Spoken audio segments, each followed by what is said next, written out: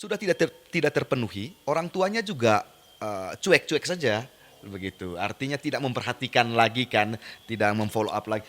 Ya, apakah gejala itu sesuai dengan textbook yang tipe yang ini, yang ini, yang Oke, ini, yang ini? diagnosa Kenapa? medisnya ya, Iya, dokter karena ya. tujuan akhir dari abis dia ceritakan, diagnosa harus keluar di otak. Berdokter ya. Iya. Keluarga itu bisa jadi sumber tapi juga bisa menjadi support system. Nah, Iya. ini kita Siap. bijak-bijaknya kita Bijak. sebagai Siap, orang siap, tua, siap. orang-orang dewasa di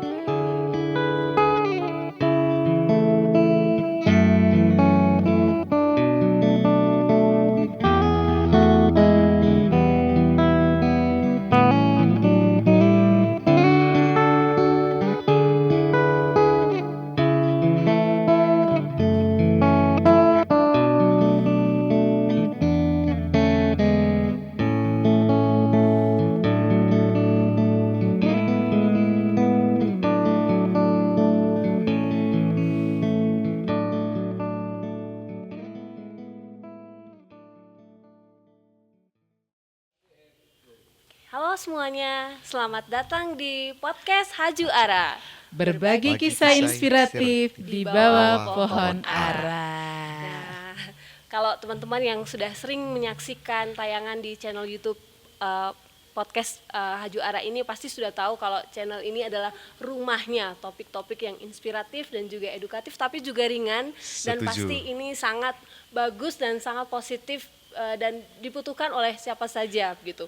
Dan hari ini seperti minggu-minggu sebelumnya kita masih akan berbicara tentang topik yang yang mungkin saya pikir ini juga cukup trending ya Mama Ya. Lila ya. Kita Siap. bicara soal kesehatan mental ya. Kesehatan mental, Dan kesehatan hari ini, jiwa. ya kesehatan jiwa. Hari ini saya V bersama dua narasumber hebat kita, Dr. Ronald dan juga Mama Lila Siap. akan berbagi kisah inspiratif tentang lebih khususnya ini tentang bagaimana kita merawat keseimbangan antara mind, body, and also soul untuk hidup kita yang lebih berkualitas. Siap. Siap. Siap, siap. Jadi kalau Pak Produser ini dari dari temanya ini kayaknya kita punya ganda sekitar adem-adem saja.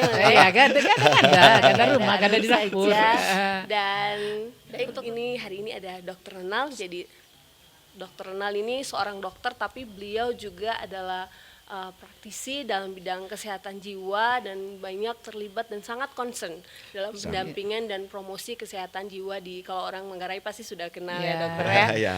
Di sini juga ada Mama Lila. Ini salah satu tokoh yang sangat energik dan inspiratif ya. Energik. Dan ada hal menarik tentang Mama Lila yang mungkin tidak semua orang tahu. Jadi selain Mama Lila ini adalah praktisi yoga, tapi sebetulnya Mama Lila ini juga pernah melewati masa-masa berat dalam hidupnya yang bergumul dengan kesehatan mental ini ya, Iya. bahkan sampai mencari profesional. Jadi saya pikir hari ini akan sangat balance ya percakapan kita karena sangat multi perspektif. Jadi kalau teman-temannya Bapak Leo yang bule mungkin bilang from theory into practice. Jadi Practice. nanti ada yang bicara From theory into practice. Dan hari ini kita fokus untuk bicara tentang kesehatan jiwa, kesehatan mental, tentang di kalangan Gen Z. Ya. Siap. Jadi kita tahu hari ini kalau Mama Lila, Dr. Ronald dan mungkin juga para sahabat Ara membaca atau mengikuti media sosial banyak sekali peristiwa-peristiwa yang tidak menyenangkan yang terjadi dan semuanya itu karena generasi-generasi kita tuh banyak mengalami gangguan dengan mental mereka dan membuat mereka itu terjebak dalam situasi yang tidak diinginkan. Setuju. Dan termasuk di Ruteng juga ya. Setuju. Entah ini terpublikasi ataupun terselubung, Iya. kita harus mengakui bahwa isu-isu seperti ini ada dan senang sekali hari ini kita punya dokter dan juga Walila yang akan membagikan cerita dengan kita hari ini. Baik, mungkin saya mau tanya-tanya dengan dokter Ronald Baik, dulu baik, ya baik. dokter ya. Silakan. Oke, ya itu pertanyaannya. Baik dokter, menurut dokter apa saja sebenarnya tantangan yang dihadapi oleh Gen Z hari ini Ya. yang berkaitan dengan kesehatan jiwa atau kesehatan mentalnya itu? Siap, terima kasih. Saya pikir ini pertanyaan yang baik sekali sehingga adik-adik mereka yang masuk dalam generasi Z ini bisa mendengar dan menjadi inspirasi untuk mereka. Kita tahu Gen Z ini Kalau kita hitung-hitung di tahun 2025, mereka-mereka yang umur kurang lebih 12-13-an tahun sampai dengan 28-an ya, Iya, 27-28 tahun. Iya, mulai dari SMP, SMA gitu. SMA sampai dengan kuliah perguruan tinggi ya. Jadi kurang lebih untuk mereka kita membahas gangguan jiwa untuk mereka. Jadi kalau pertanyaannya apa namanya, kenapa mereka rentan atau apa yang menyebabkan mereka banyak yang mengalami gangguan jiwa? Karena memang ya kalau kita lihat generasi ini adalah generasi digital. Generasi ini adalah generasi di mana mereka lahir mungkin hari pertama mereka sudah pegang handphone papa mamanya. Native digital Digital. Jadi jadi mereka hidup dengan smartphone dan media sosial. Betul. Masalah yang ini menurut saya ya, yang selama ini sebagai praktisi kesehatan jiwa, khususnya di Manggarai saja, yang paling pertama itu adalah apa namanya ya, tuntutan pendidikan mereka. Tuntutan pendidikan mereka itu di sekolah atau di bangku kuliah itu tidak sesuai lagi dengan apa yang ada di dalam diri mereka. Tuntutan pendidikan di zaman dulu kita, Malila. Pertanyaan orang tua kalau kita pulang terima rapor dulu adalah naik kelas. Betul. Tuntutan sekarang ini berbeda. Tuntutan sekarang ini menanyakan tentang IP berapa. Oh iya. Begitu. Standarnya naik. Drastis. Namun di dalam mindset mereka tentang pendidikan itu adalah berbeda dengan yang dituntut oleh orang tua. Dalam pendidikan, ini cerita langsung karena kemarin saya baru alami para Gen Z menanyakan ke saya. Begini mereka tanya, "Dok, kalau semua ilmu, semua materi kuliah saya bisa dapatkan semuanya di internet, untuk apa saya pergi kuliah?"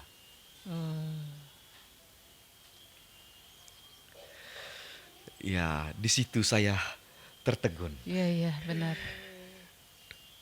Belum saya jawab, dia sudah tanya lagi. Kalau saya semua materi dan ilmu saya bisa dapatkan di internet, untuk apa perguruan tinggi memberikan saya ijazah? Ini menggambarkan bahwa tuntutan pendidikan orang tua terhadap anak mereka yang masuk dalam generasi Z itu berbeda. Nah, sehingga inilah yang membuat mereka ini tertekan. Baik di sekolah, di rumah maupun di tempat kuliah. Begitu. Jadi karena sistem pendidikannya ini sudah berbeda. Apalagi kemarin saya baru kasih kuliah di kampus Unika untuk kebidanan. Kalau kita masih pakai PowerPoint seperti 10 tahun, 15 tahun lalu, mereka Gen Z ini tidak akan mendengarkan kuliah. Karena tidak sesuai. Mereka bilang kuno betul ini dokter. Padahal atau pakai HP. Kuno betul ini kuliah ini. Kami malah sudah pergi lihat di layar begitu. Mereka bilang, "Dokter, bisa kirim saja materinya ke HP kah?" Kita yang gagap ya. Coba aku kirim materi ho. Ya, benar. Jadi ini yang membuat kenapa mereka rentan, karena rentannya itu di 3 bidang. Yang pertama itu di pendidikan, karena tuntutannya berbeda dengan yang mereka mau sukai. Yang kedua ekonomi.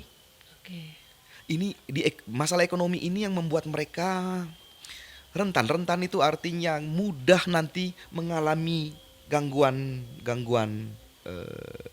jiwa itu. Ya, ekonomi itu maksudnya apa?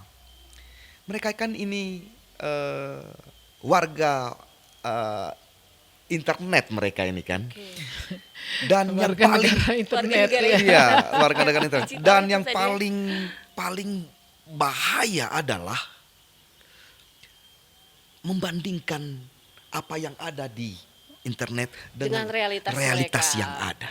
Betul. Ini sangat-sangat membuat Memprihatinkan ya dokter ya. memprihatinkan. Oke. Lihat ada orang datang ke kuliah membawa HP ini, dia tidak punya Pengen. HP itu Iya. dan dia Jadi pengen. FOMO, feeling of missing out Iya, itu berpengaruh juga berpengaruh. ternyata. Oke. Nah, ini dua hal ini yang membuat membuat rentan, mereka rentan. Oke. Rentan sekali. Dan yang ketiga ya, setelah dari itu yang ketiga, sehingga identitas diri mereka kan jadi rasanya susah dicari Kabur. oleh mereka sendiri. Oleh mereka sendiri. Oleh mereka sendiri ya kan. Iya. Ini oleh mereka sendiri. Bahkan oleh Saya- mereka iya, sendiri. Saya ini mau jadi apa saya? Mau jadi apa? Mau Terlalu jadi banyak hal. jadi kalau pertanyaan tadi kenapa membuat mereka ini sangat rentan terhadap gangguan mental, gangguan jiwa. Yang pertama adalah sistem Sistem pendidikan. pendidikan. Yang kedua itu adalah tadi ekonomi karena membandingkan apa yang mereka lihat dengan kenyataan.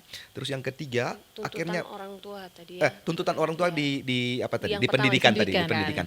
Terus yang ketiga tentang itu tadi Identitas. identitas, mencari identitas diri itu jadinya kabur ya. Mau Kehilangan minta diri, tolong kehilangan minta tolong ke identitas. orang tua bukan generasi Z. Oke, betul. Eh, Baby boomers. iya, ibarat ya. mereka bukan ini. Jadi cari sendiri. Cari sendiri.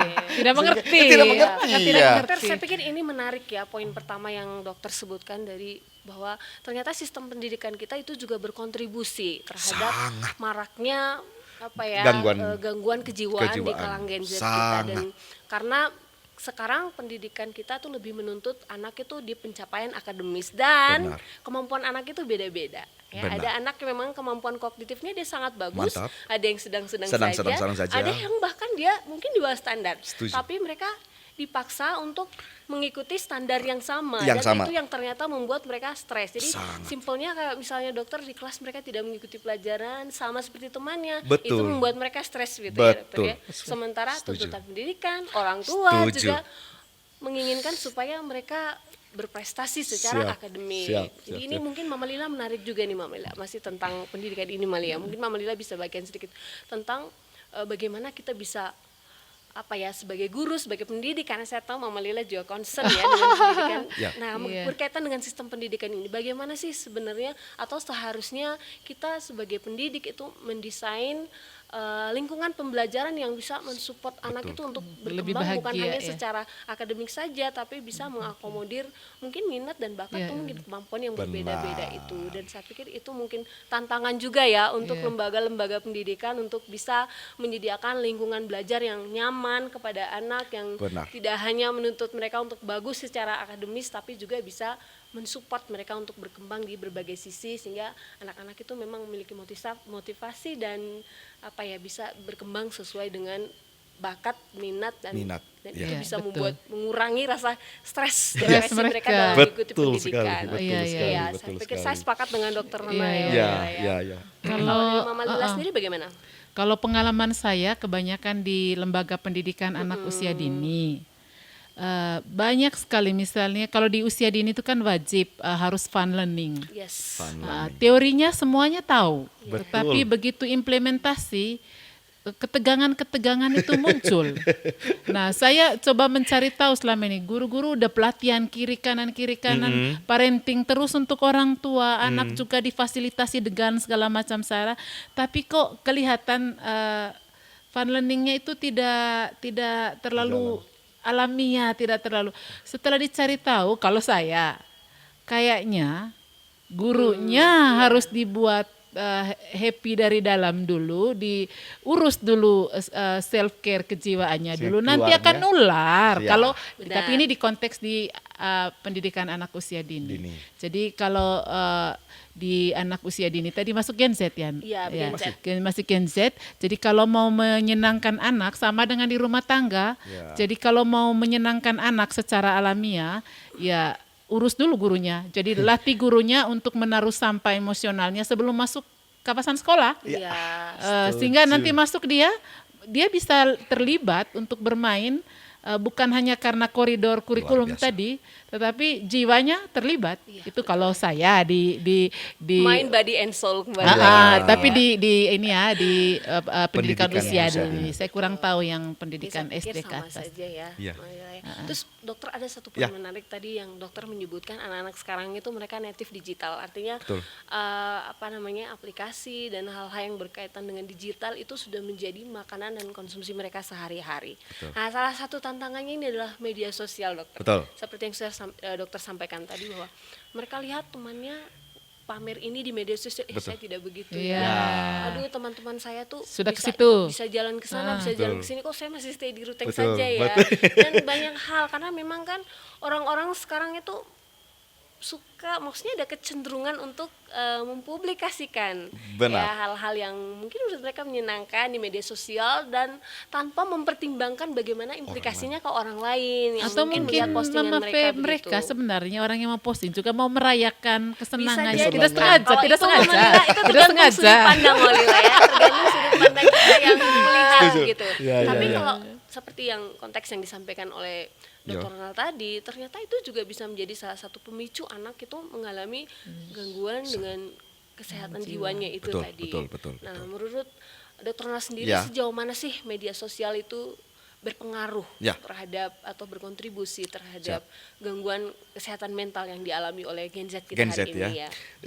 Jadi begini, kalau media sosial atau kita itu khususnya kalau kita lebih besarnya ya internet ya. Yes. Internet ini sebenarnya positifnya banyak sekali. Iya betul, setuju. Banyak sekali. Jadi Gen Z ini kalau omong apa, 1 detik kemudian mereka sudah dapat jawabannya. Dengan ketik, dengan ini cepat sekali. Dan ini juga membantu pembelajaran yang lebih cepat. Jadi dulu kita lambat sekali mendapatkan informasi, mereka sekarang dalam hitungan detik dapat ya. Jadi untuk di pendidikan Gen Z itu sangat bagus sekali. Baik medsos maupun jaringan internet itu positifnya banyak sekali. Tapi juga ada negatifnya. Ya, negatifnya inilah yang harus kita sosialisasikan bagaimana cara para Gen Z ini menanggapi apa yang mereka lihat, apa yang mereka temukan di medsos. Dan sosialisasi ini pun juga harus diberikan kepada orang tua, kepada keluarga yang ada di sekitar mereka. Karena tanpa panduan itu saya pikir banyak anak-anak akan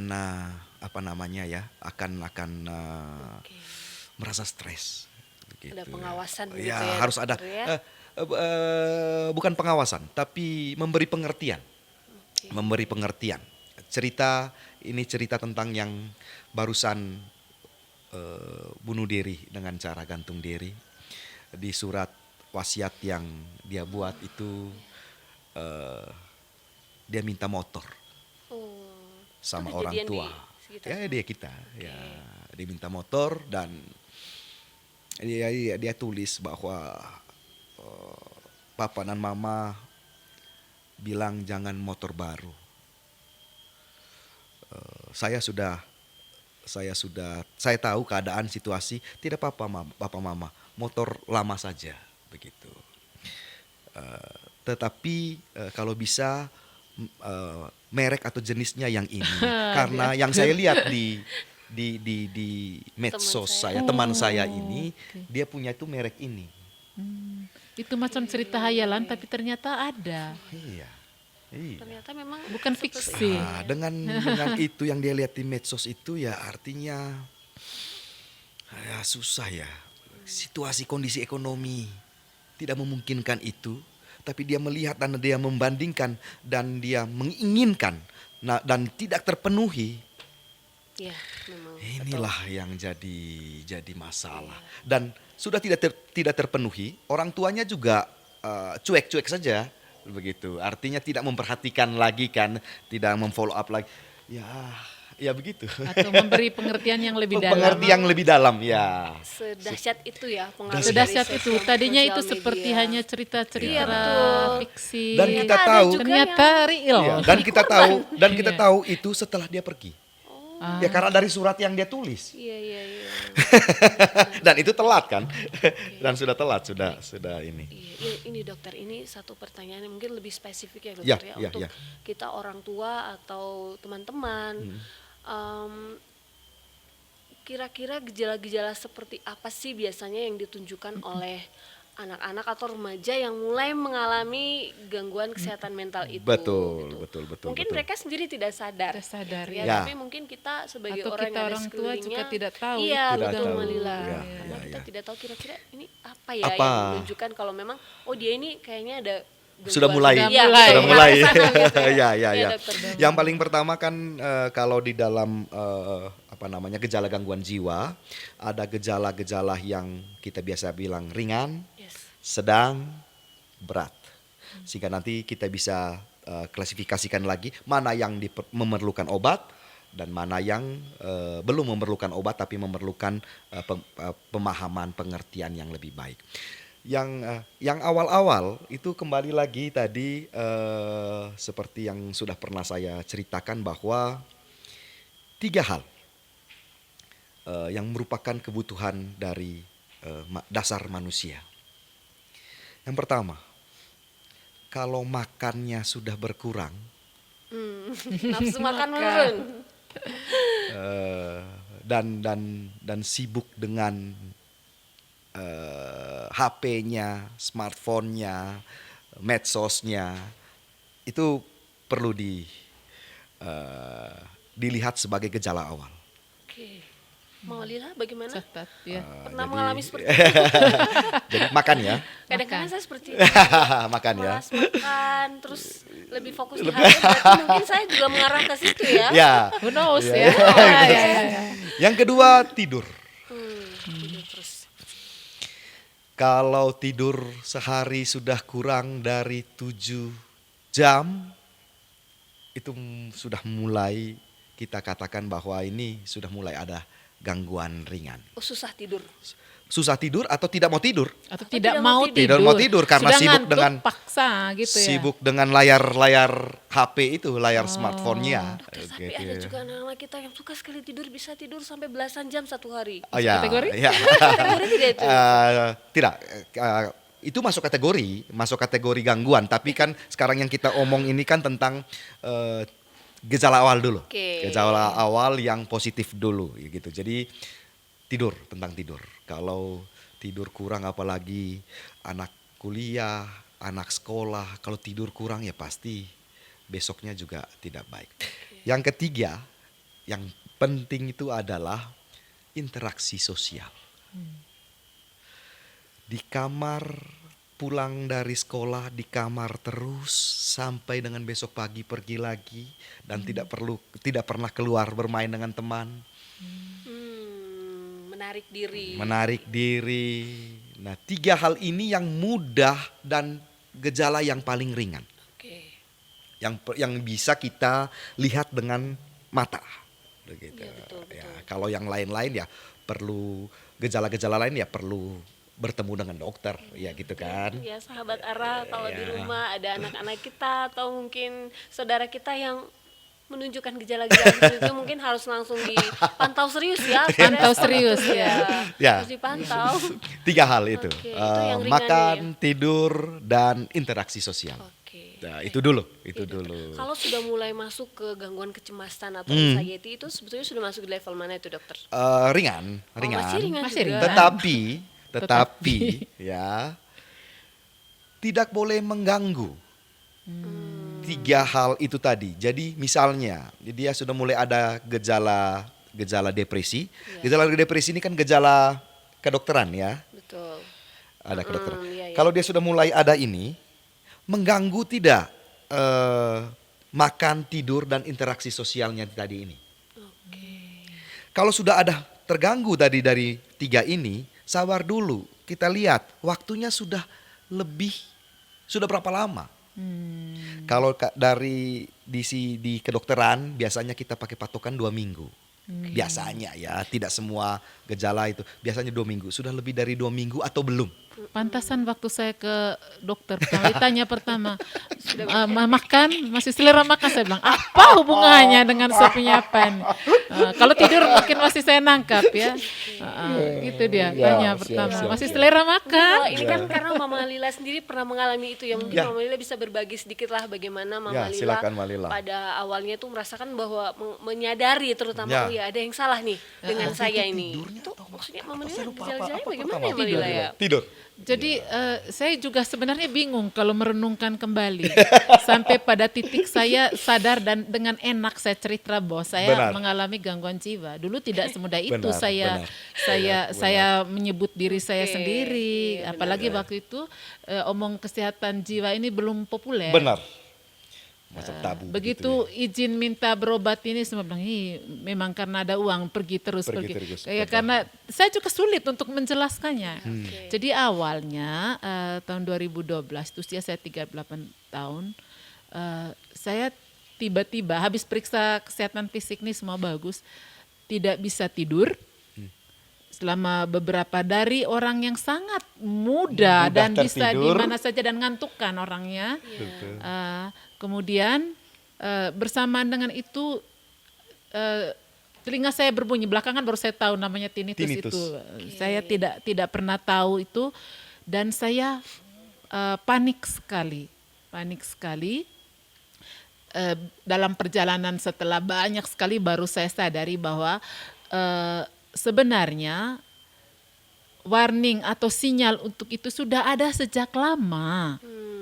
Cuman tidak disadari ya. Waktu itu sudah kayak itu hanya kulminasi dia punya alarm tingkat tinggi. tapi sebelumnya itu dianggap sesuatu yang macam ya itu dinamika kehidupan. Biasa, ya. Mulai dari itu ada on off, sadar hanya dibilang gini, saya ini kurang bersyukur, kurang istilah seperti itu. Sebenarnya belakangan baru setelah saya nengok lagi ke belakang dengan refleksi yang lebih jernih, sebenarnya gejala-gejala awal anxiety, gangguan-gangguan itu sudah ada sejak lama on off, tapi macam tadi hanya waktu itu mungkin tidak ada disebut media sosial ya, tapi hal-hal lain pemicu dan sampai akhir pun saya tidak tahu, kalau ditanya kenapa saya tidak tahu dan dokter bilang gini ya, kadang-kadang itu sudah gangguan jiwa ketika kita bertanya apa sebabnya. Tidak akan tahu, mungkin dia sudah seperti jus itu kan, jus jambu, tidak tahu lagi mana jambunya, mana esnya, karena dia itu kesadaran saya itu kan baru tahun itu, padahal setelah direnung-renung sekarang itu sudah lama. Sejak kuliah, itu sejak apa fenomena sudah ada gunung es begitu ya. Ya entah apa istilahnya. Pendam pada saatnya dia meledak keluar. Hanya dulu kan belum ada istilah-istilah itu, ya begitu. Jadi tetapi meledaknya jadi saya itu sebenarnya awalnya ketika ada yang bilang banyak pikiran, saya jadi tambah hancur gitu. Tidak tahu bersyukur gitu kan, begitu semuanya apa yang kurang di dia nih, main stres. Kadang-kadang saya juga pikir begitu, kenapa saya punya semuanya apa, tapi saya juga bingung, saya bahkan tidak tahu ini kenapa. Dicari tahu saya sampai ke hipnoterapi, kemudian segala jenis yang ada, hanya untung waktu itu belum tenar ini IG media sosial yang menawarkan itu, yang sekarang waktu itu kan media sosial era kita itu masih yang ada omong-omong ya antar kita. Sekarang kan yang kita tidak undang dia muncul lebih banyak daripada ini. Seandainya ada waktu itu Jadi kadang-kadang kita jangan sampai serta-merta langsung menuduh si penderita. Kadang-kadang kan kalau kita di era itu saja, saya coba semua dan memang disitulah saya menyadari bahwa kita perlu mencari pertolongan yang tepat. Kita tidak tahu waktu itu ketika pergi ke ini itu. Jadi waktu itu saya jadi berhari-hari, bertahun hitungannya susah tidur. Saya bahkan dalam satu rangkaian bisa tidak tidur seminggu. 0 dari 24 jam. Tapi secara fisik Mama Lila waktu itu biasa aja, seperti yang di podcast sebelumnya. Kadang-kadang periksa lab biasa, it's okay. Terus begitu ada sedikit saja gejala kolesterol naik karena susu, saya tambah panik. Oh, I see. see. Jadi dia hanya ada sedikit saja pemicu, dia kayak kasih bensin, kasih api ke bensin. Itu yang saya alami. Paham. Sampai saya kemudian takut nyebrang jalan, saya yang begitu, ya kamu tahu lah saya banyak omong ini. Tiba-tiba seperti menjadi, saya membahasakannya waktu itu bilang, karena saya kan jago puisi, saya bilang, ini sisi autistik saya bekerja, saya ngomongnya gitu, saya kan tidak mengerti, belakangan baru, oh ini begini, tetapi dalam waktu yang lama saya sangat menderita. Sangat menderita, dan banyak ahli dan rumah sakit yang ternama saya kunjungi. Sudah pergi ya.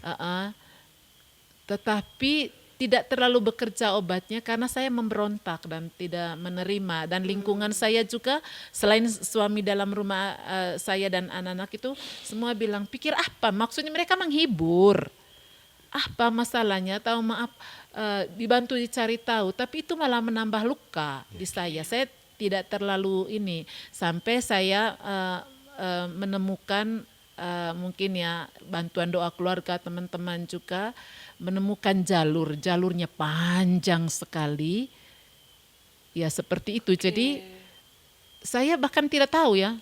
Itu tadi awalnya kadang-kadang butuh orang lain yang melihat kita. Mungkin si anak tadi tidak menyadari dia sedang menuju ke gangguan jiwa. Kalau saya, ya mungkin saya menyadari tapi saya tidak terima, saya memberontak.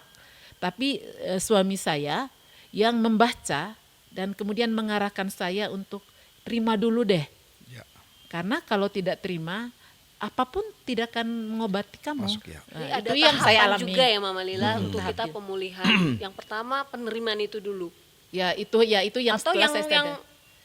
ada tahapan tidak selama dari pengalamannya Mama Lila, dari mulai Mama Lila menyadari bahwa something wrong with me. Kan? Terus setelah Mama Lila menyadari itu, Mama Lila langsung mencari profesional. Awalnya itu trial and error ya, karena waktu itu isu kesehatan mental itu masih jadi aib. Masih aib. Nah itu pertolongan pertama yang Mama Lila berikan untuk diri Mama Lila sendiri waktu itu kira-kira bagaimana? Mama? Tidak ada, frustrasi. Tidak ada. Setiap malam saya menangis saya berusaha keras, saya berdoa, saya berusaha tenang. Tetapi tidak terjadi. Saya mencari semua jenis hiburan, jenis kesenangan. Tapi yang ada duluan air mata saya yang turun.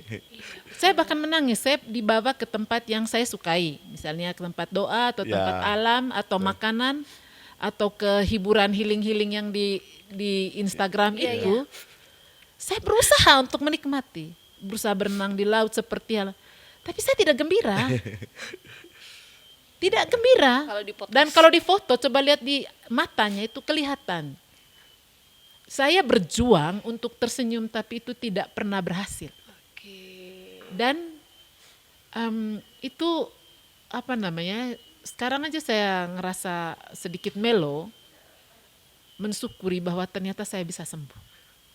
Luar biasa. Ya, awalnya itu tadi kalau ditanya seperti itu trial and error. Saya sembarang kesana kemari. Jadi saya sudah tahu. Saya selalu bilang ke teman-teman sekarang, jangan seperti saya deh pinjam uang di koperasi untuk pergi ke situ. Mendingan kamu sekarang pergi pinjam uang koperasi untuk pergi beli baju kah, pergi apa kah gitu apa yang minta kita maaf. Sukai ya Malila. Iya pasti ini berat sekali. Berat. Dan saya juga menjadi saksi bagaimana Mama Lila melewati tahap-tahap itu dan saya termasuk juga sama seperti keluarga yang Mama Lila, what's wrong with your life? Gitu kan. Apa kurangnya? You are so much blessed gitu kalau dibandingkan dengan yang lain. Tapi ya itu tadi. Kalau di podcast sebelumnya dokter bilang memang kadang ngobrol itu juga kadang bikin kita sakit hati ya. Mereka tidak bermaksud. Iya, mereka tidak bermaksud. Tapi kita mengharapkan penyembuhan, mengharapkan penguatan, tapi mungkin karena kondisi mental kita juga yang membuat kita akhirnya menerimanya, kamu tidak mengerti dan saya. Iya, betul sekali.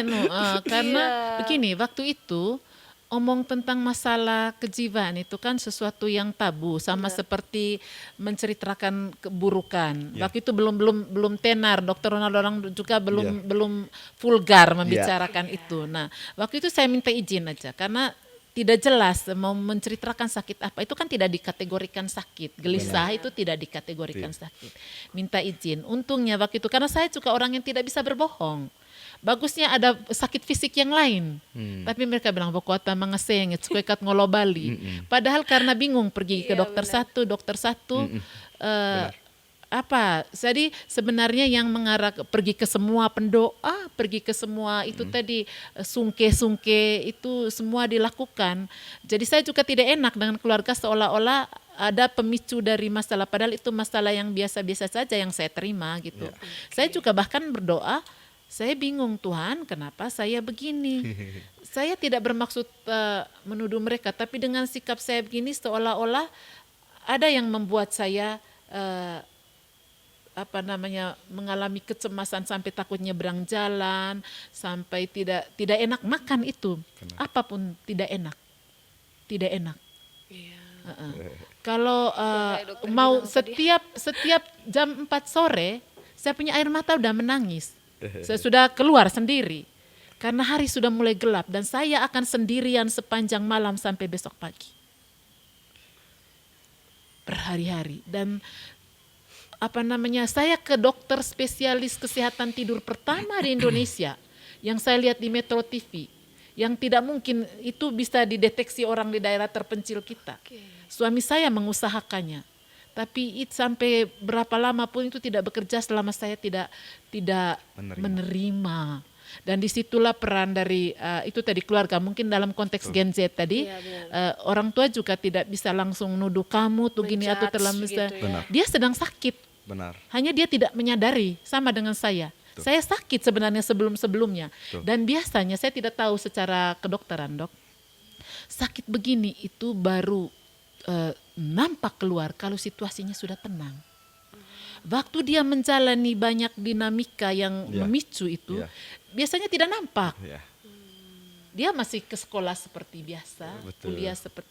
Begitu dia situasinya sudah kalem, tenang, seperti begini Kak, kalau bercermin di air itu air kotornya udah turun ke bawah, cermin melihat di situ dia berontak. Nah di situ waktu saya situasi sudah sangat tenang dalam keluarga waktu itu, tidak banyak mengalami semua yang bilang semua yang orang impikan ada di saya. Disitulah bor reu hitonemai dia keluar. Di situ mungkin itu hanya simptom ya, mungkin tidak tahu itu bahasanya dokter begitu bilangnya. Begitu. Berarti triggernya berbeda-beda ya. Beda-beda. Mungkin ada yang, kalau yang saya baca-baca itu ya dokter, ada triggernya dia mengalami suatu situasi tertentu karena pengalaman traumatis mungkin di masa kecil. Kemudian ada sesuatu yang men-trigger itu kemudian muncul. Sebelumnya dia seperti biasa tidak menyadari, beraktivitas seperti biasa, tapi ketika ada sesuatu duar gitu loh. Siap. Nah kalau Mama Lila punya malah terbalik ini ya. Mama Lila sudah di posisi yang aman, tenang, tiba-tiba begitu. Jadi bisa berbeda-beda. Makanya saya bilang mending ke profesional aja. Iya, betul. Ini mereka yang tahu. Iya, menarik tadi kata Mama Lila bilang bahwa memang dulu saat Mama Lila mengalami itu informasi belum semudah hari ini diakses, dan saya pikir hal baik sekali ya hari ini di podcast Sajarah kita bisa ngobrol sama Dr. Ronald, sama Mama Lila yang bersedia untuk berbagi kisah inspiratif yang juga pasti memberikan pencerahan lah kepada kita-kita yang mungkin bukan hanya teman-teman yang mungkin saat ini sedang mengalami hal yang sindrom itu, sama, tapi kita mungkin sebagai teman ya, bagian dari keluarga dan lingkungan, supaya kita juga bisa lebih peka begitu untuk bisa melihat perubahan perilaku di antara anak-anak muda yang ada di sekeliling kita. Ini menarik sekali. Jadi soal kesehatan mental bukan hanya tanggung jawab Gen Z itu sendiri ya, tapi ya orang tua, ya keluarga, sistem pendidikan, lingkungan di mana anak itu bertumbuh itu ternyata juga berpengaruh terhadap kesehatan mental mereka. Ini pertanyaan terakhir mungkin ya. Berapa menit lagi? Kakak Adeng, berapa menit lagi? Ya. Belum lanjut saja. Oke. Baik, Mama Lila, dan ini pertanyaan saya untuk dua narasumber kita gitu. Kalau misalnya ada, ini tadi menarik ya, soal kita ngobrol-ngobrol tadi terus kita menyakiti mereka. Ketika ada Gen Z yang datang ke kita curhat saya punya masalah begini-begini. Bagaimana sebaiknya kita merespon curhatan Iya, mereka iya. gitu, Iya. supaya tidak terkesan kita seperti menjudge mereka, apalagi membuat mereka merasa semakin terintimidasi gitu kan. Kadang-kadang kita kan mau kasih motivasi, tapi ternyata itu Tidak, iya malah melukai. iya tuh. Ya. Bisa- Tapi kalau diam dibilang cuek. Nah Iya, itu. iya, Nah, iya. bagaimana sebaiknya kita Nah, itu merespon dia. itu? Ya, Dok. Saya dulu. Iya, boleh dong, ya, boleh. ya. Wah, kalau ada Gen Z yang datang cerita Iya. dan mau apa ya? Mau berbagi apa yang dia rasakan. Betul. Untuk saya itu luar biasa bagusnya. Luar biasa. Karena mereka mau membuka Dan diri, saya malah bersyukur bahwa dia mau menceritakan. membuka diri. Membuka diri. Betul. Karena dengan bercerita dan ya prinsipnya tadi itu mengomentari yang penting-penting saja. Tidak perlu mengomentari seluruhnya apalagi memberikan nasihat. Gitu. Karena apa namanya benar seperti pengalaman Kalila tadi. Tidak berguna apa yang kita sampaikan itu tidak masuk sebenarnya. Begitu. Jadi tidak perlu mengomentari seluruhnya dan memberi nasihat. Cukup mendengar, kita mulai berpikir ada gejala apa ya. Jadi kita berpikir itu mengambil data atau mengambil informasi itu untuk kita gitu loh. Jangan pada saat itu kita berusaha untuk memberikan sesuatu supaya dia pada saat itu berubah. Iya, Tidak. iya. Tidak akan. Jadi respon kita bukan ke kita memberi penguatan, tapi mungkin ikut mendampingi ya. Iya, Iya, kita bukan Nah, kalau mereka bercerita seperti itu, insting insting seorang dokter itu adalah mau menarik gejala. Apakah gejala itu sesuai dengan textbook yang tipe yang ini, yang ini, yang Oke, ini, yang ini? diagnosa Kenapa? medisnya ya, Iya, dokter, karena ya. tujuan akhir dari yang dia ceritakan, diagnosa harus keluar di otak tentang apa yang dia rasakan.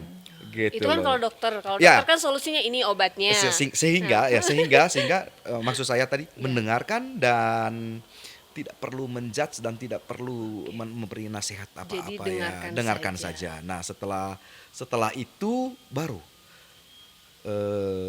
sampaikan ke orang tua atau sampaikan kepada orang terdekat, kakak, adik atau apa bahwa dia itu begini. Tolong diperhatikan. Dipantau. Tolong dipantau. Ya, diperhatikan, dipantau. Jangan Kurang lebih sampai- begitu ya kalau langkah pertama untuk saya. Untuk Kalila, Saya omong pengalaman, saya tidak tahu ini benar iya. atau salah. Iya. Karena kan di eranya tadi beda. Yes. Ya. Kalau era sekarang kan mereka biasa cari di Google atau AI tanya jika begini kan keluar jawabannya. Keluar. Lebih bagus lagi, ada yang lebih bagus lagi Iya. tuh Mama Lila Apa? daripada tanya ke Google.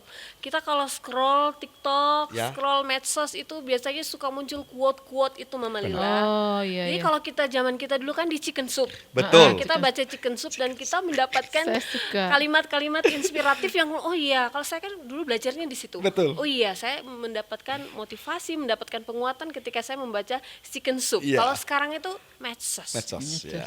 Quote-quote Tidak gitu diundang ya. dia muncul Tidak sendiri. diundang muncul sendiri. Terus oh iya ya ini relate ya dengan saya Iya, gitu ya. Nah, kalau Mama Lila Ya, untung saya tidak ada di Di era era itu ya. itu. Sekarang sudah sembuh lah di era itu. puji Tuhan. Kalau tidak, kita kan kebingungan sendiri. Dia bagus, tapi kalau terlalu banyak kita tidak bisa fokus.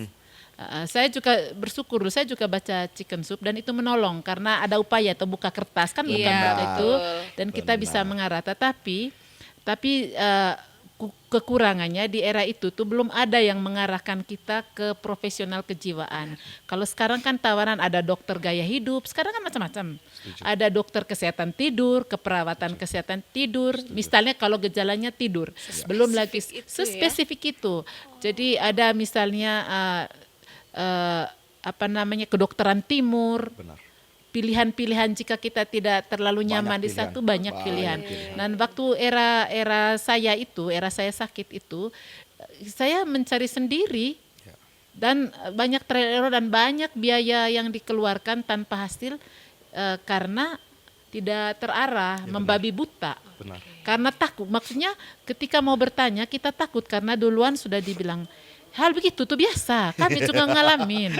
Kenapa kau pikir sekali? Nah itu dia ketakutan kalau dijawab seperti itu membuat saya pergi diam-diam. Jadi judulnya pergi ini padahal pergi itu. Betul. Jadi kalau kalau saya juga pertama waktu ada teman-teman di Unika itu kan sayang sama saya teman-teman. Waktu saya yang pergi curhat, direspon saya marah balik. Kamu tidak ngalamin. Iya. Nah itu dia. Jadi kadang keluarga juga jadi menjaga jarak mungkin karena tidak tahu bahwa itu sudah sakit. Benar. Tidak. Dan tapi saya bersyukur entah bagaimana suami saya punya feeling keperawatan yang tinggi. Bukannya suami ipar juga mereka semua Siap, dalam siap, rumah orang sederhana tidak belajar kedokteran, Ya. tetapi mereka memang punya feeling tidak tahu ya apa. Misalnya keluarga di dalam rumah sendiri itu, disitulah saya mendapat asuhan keperawatan. Bahasa saya tuh Benar. jadi hafal karena saking sering ke dokter tadi tuh bahasanya mereka. Saya mendapat asuhan keperawatan yang luar biasa, entah itu come by nature atau entah ilham Roh Kudus yang bilang.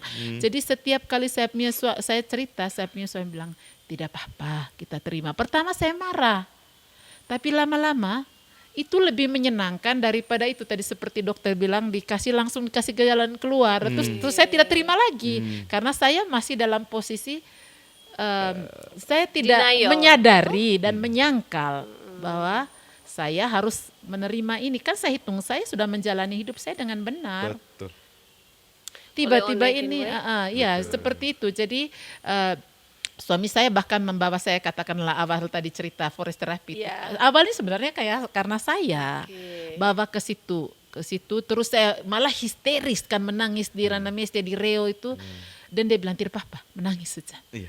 Dan tidak tobat, datang lagi berulang-ulang. Berulang-ulang. Begitu juga ini sepeda, saya banting sepeda pikul pakai apa? Saya berusaha ini katanya kan harus begini. Teori ini quote itu jika bersepeda, jika ini. Sampai di situ toh saya tidak merasakan makna hidup tadi yang dokter bilang kok. Betul. Apa yang salah? Tidak ada yang. Dan disitulah titik saya menyadari kita membutuhkan pertolongan orang lain. Siap. Karena tidak segala hal kita bisa pahami. Dan Sendiri, ya. ketika suami saya mengarahkan yuk kita ke kejiwaan. Itu kami tidak cerita ke orang karena jangan nanti ketergantungan. Itu yang dulu saya Betul. pergi bilang ke dokter sama Betul. pas dokter Nona, dokter saya nanti hidup dengan ini barang saja. Itu tuh tanya, jadi setuju tapi tarik ulur begitu. Tapi kalau sudah gejala gitu, itu memang sakitnya. Oke. Dan itu memang yang mungkin teman-teman itu kita harus dipopulerkan bahwa kalau begitu memang begitu dia punya sakit. Benar. Bukan karena dia apa itu keronge-range yang Real. Kita Ini merespon real. juga ya sudah harus memahami bahwa memang begitu. keluarga Kalau dekatnya. ada keluarga kita yang mengalami seperti itu, ya memang kondisinya seperti itu. sakitnya ya Kita begitu. juga tidak perlu bertanya, cotaran Iya. cotaran gitu ya. Iya, saya tidak tahu ya, saya tidak terlalu tahu profesionalnya bagaimana, tetapi paling tidak disadari dulu orang terdekat memang itu yang paling kan kadang-kadang kalau kita orang terdekat tidak kuat ya yang lebih sakit jiwa lagi habis itu. Saya ingat Maria, betul. kalau kalau suami saya bukan orang baik, saya akan kena KDRT. Ya. Karena saya dalam keadaan Paham. fisik sehat semuanya. Tiba-tiba saja volal menangis, tidak mau tidur di tempat tidur. Histeris tengah malam. Benar.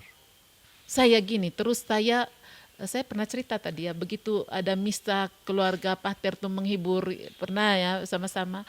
Misalnya seberapa saya doa umat marah Tuhannya lebih lama dari durasi misa. Itu sebuah bagian dari tema saya sehat. itu sudah begini. Sebenarnya apa? Saya tidak masalah kalau saya sakit ini, tapi tahu saya harus bagaimana. Benar. Saya marah sekali. Benar sekali. Dan diizinkan oleh suami saya. Suami saya tidak pernah saya kadang-kadang kalau suka ribut suami saya kalau berdoa saya mengaku salah lagi, Tuhan, aduh Tuhan, seandainya dia kalau mau dulu saat itu banyak sekali alasan untuk dengan saya karena Ya, saya ya. sudah dia tidak pergi kerja, hanya urus saya, tidak urusan satu Ya. ipar di dalam tiap malam harus nincir saya, harus Benar. pijit saya. Benar. pokoknya banyak maunya yang tidak jelas itu Kak. Nah, kemudian saya diarahkan ke kesehatan jiwa. Memang tidak langsung menemukan jawaban. Mohon maaf dokter, Ya. tidak semua dokter kan menjelaskan bahwa itu gitu. Begini, Ada ya. juga pas masuk klinik tertentu muka ininya lihat begini. Iya Kak, apa? Saya tambah takut. Ada, saya harus mengulang beberapa kali. Jadi Iya. karena tadi takut menceritakan secara terbuka, saya mencari sendiri dan pas cocok, ya pas tidak cocok. Pas komunikasinya, sebenarnya mungkin mereka tidak salah, tetapi saya kondisinya sedang sangat labil. Begitu ditatapin mata begitu sampai perawat, dia baru bisik sama mereka, dia ini ada gejala gini. Saya tambah ngeri dan tidak mau minum obat. Nah, saya takut dengan obat. Jadi waktu itu terapinya jadi panjang. Jadi Benar. pertama penerimaan dulu, dan itu yang 100% bisa melakukannya suami saya dan ipar saya di rumah dan anak-anak saya dan komunitas yang notabene sebenarnya jauh dari ilmiah. Saya tidak tahu bagaimana, mungkin itu tambahan blessing untuk saya. Setuju. Mengarahkan, terus nanti kemudian cari sendiri. Ya. Dan itu sebabnya mungkin saya tidak malu menceritakan dengan maksud mungkin ada teman yang seperti saya hanya Betul. tidak mendapat akses seperti saya. Saya harus Atau cerita. anak-anak kita ya. Ya, untuk lebih-lebih yang remaja karena mungkin saya sudah kena sejak kecil dan remaja hanya Bisa, tidak bisa tahu, Ya, tidak betul tahu. itu. Ya, itu menarik ya dari Mama Lila. Keluarga menjadi support system yang Ya. sangat-sangat berkontribusi terhadap pemulihan Mama Lila. Betul. Mulai nekin toba de dokter, weh. Iya. Keluarga itu bisa jadi sumber, tapi juga bisa menjadi support system. Nah, Iya. ini kita Siap. bijak-bijaknya kita Siap, sebagai siap, orang siap, tua, siap. orang-orang dewasa dikelilingi di sekeliling Gen Z ini Iya. untuk bisa Betul. merespon dengan benar kalau kita menemukan Iya. perilaku yang memang menunjukkan gejala ke kesehatan mental, Iya. sehingga ada langkah preventifnya di Betul. situ ya. Siap. Karena kalau saya dengar ceritanya Mama Lila itu dokter, saya rasa Mereka pemulihan tidak kesehatan percaya mental itu pertamanya. mahal ya, minta Iya. ampun. Minta ya. ampun ya. Jadi- Obatnya Sangat. obatnya saya Iya. ingat dari awal sampai akhir obatnya 3.000 harganya satu paket. Dari berbagai dokter ya benar ya. Betul. 3.000 kalau pakai BPJS. Betul. Saya Iya. berapa kali tidak bayar di dokter Betul, ini. betul. Ah, tetapi kerjanya hanya Prosesnya. berbeda. Waktu saya menerima dia Prosesnya, ya. bekerja. Ya. Waktu saya tidak menerima, mau ditingkatkan, mau tambah lagi dengan apa? Tidak Tidak ada. bekerja, tidak bekerja. Terakhir saya hanya dengan vitamin D3, hanya yang tingkatnya suplemen. Udah enjoy sekarang, malah Ini jauh ya. menarik Mama Lila. Mungkin Mama Lila, mungkin juga dokter punya saran praktis gitu, kira-kira apa yang harus dilakukan oleh generasi Z kita hari ini supaya mereka terhindar dari yang namanya gangguan Ya. mental itu Gangguan tadi mental. mereka bilang mental health. Ya, Iya. siap. Health. Mental health. Tapi kalau sekarang kalau bicara gangguan jiwa, kesehatan jiwa itu kayaknya terdengarnya serem ya. Tapi ketika sudah ke mental health gitu kayaknya Jadi lebih kayak keren. lebih Lebih- tren, Nah, lebih. mungkin itu juga tadi kalau sekarang istilahnya dia Kosakata. lebih tenar gitu kan. Kita lebih banyak mendapatkan akses informasi karena mental health-nya itu. Cuma kalau Coba pakai gangguan jiwa, jiwa. gangguan jiwa Iya, gitu iya. kan. Nah, itu untuk Gen Z nih Mama Lila, Iya. supaya mereka tidak sampai ke sana, Kesana, harusnya ya. mereka seperti apa, atau mungkin kalau mereka memang memiliki menyadari mereka punya sindrom untuk ke sana, apa yang langkah paling praktis yang harus mereka lakukan itu apa? Siap. Sebelum mereka ke profesional. Ya, Dokter dulu, Ya, dokter Pak Dokter Ronald dulu. Ya. Oke, boleh. Yang pertama, seperti yang sudah saya jelaskan bahwa 3 hal, nanti ada plus satunya khusus untuk Gen Z. Hal yang pertama adalah makan teratur. Makan pagi sarapan, makan siang, makan malam. Yang kedua, tidur cukup. Cukup itu artinya ya 7 sampai 8 jam sehari. Tidur cukup. Yang ketiga, jangan lupa berinteraksi secara sosial. Dengan siapapun. Dengan siapapun. Bukan Harus ada hanya dunia interaksi, maya ya. bukan hanya.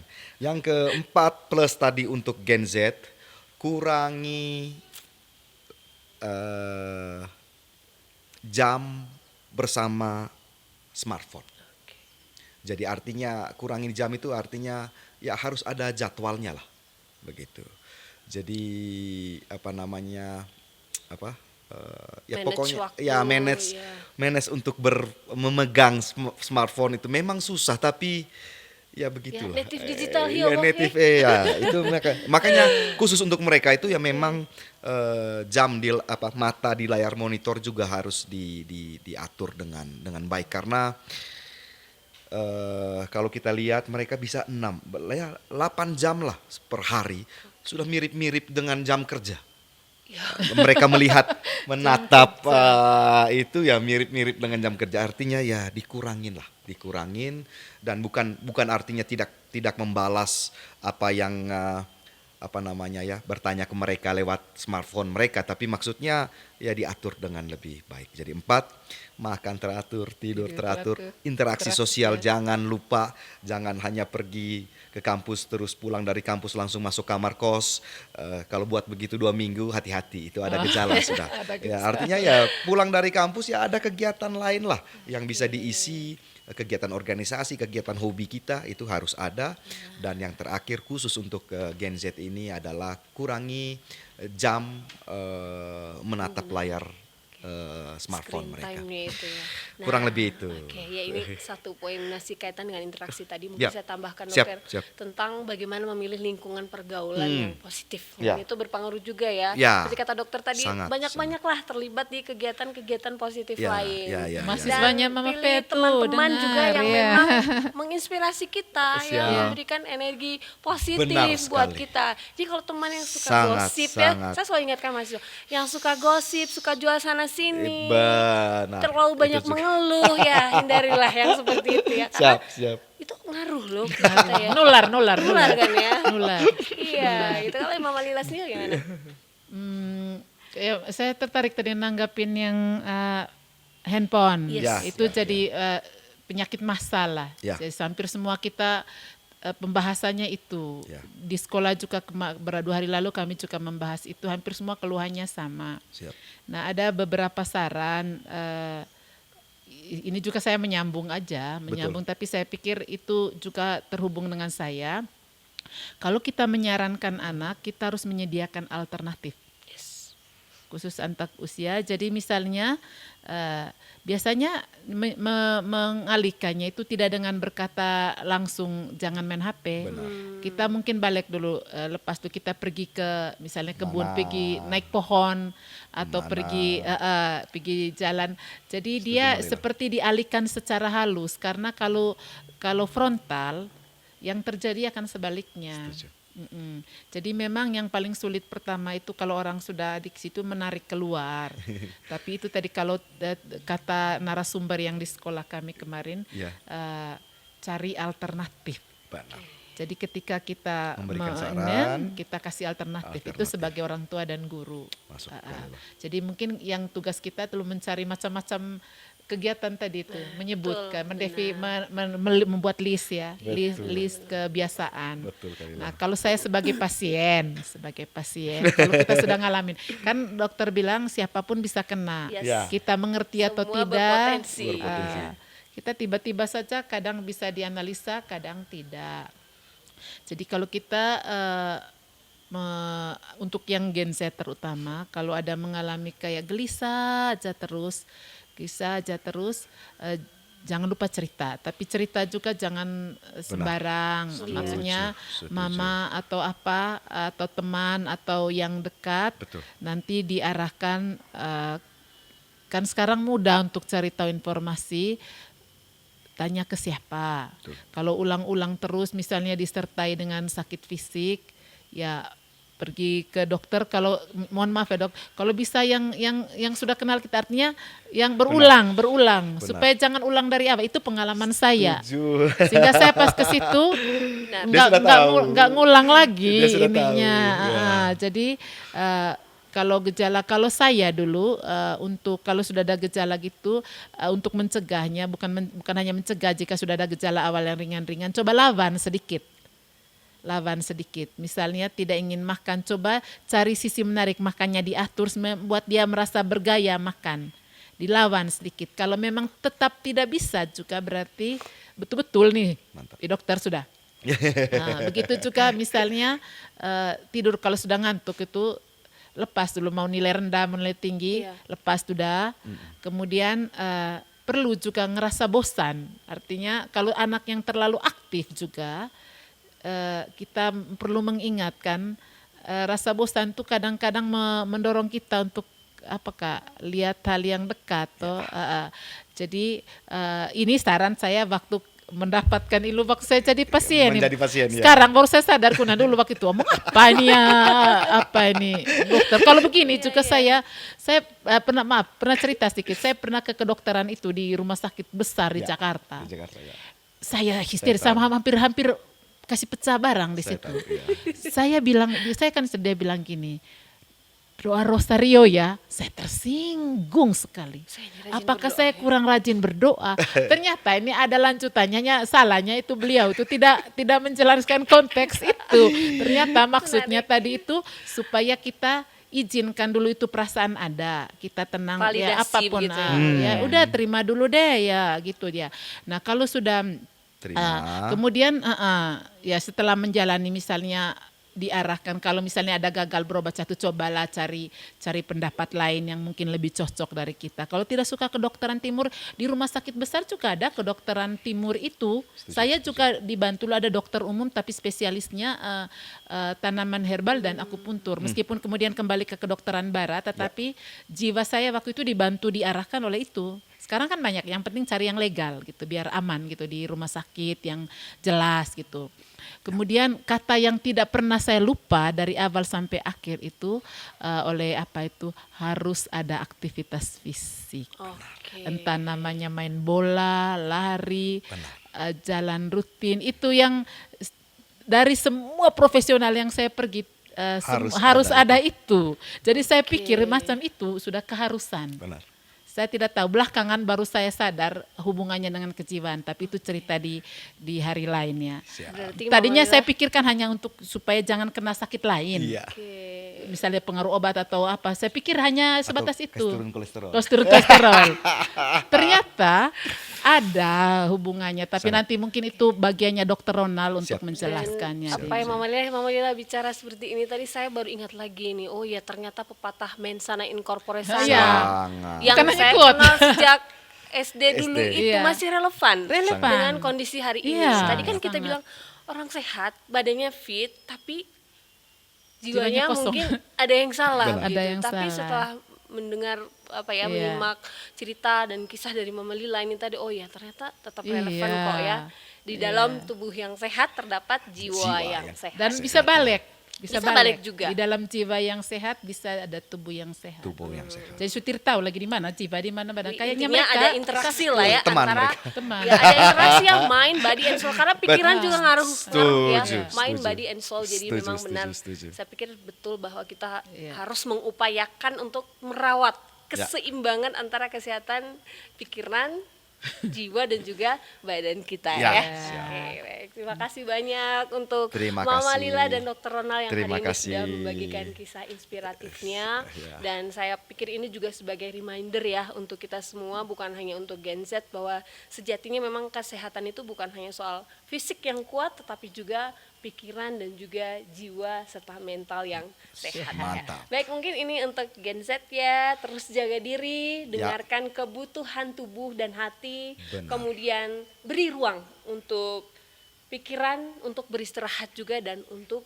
berkembang. Sampai jumpa lagi di podcast Haju Ara berikutnya. Saya Fe, Saya Dokter Ronald. Ya, Mama Lila. podcast Haju Ara Berbagi kisah kisah inspiratif di di bawah bawah pohon pohon ara. Terima kasih.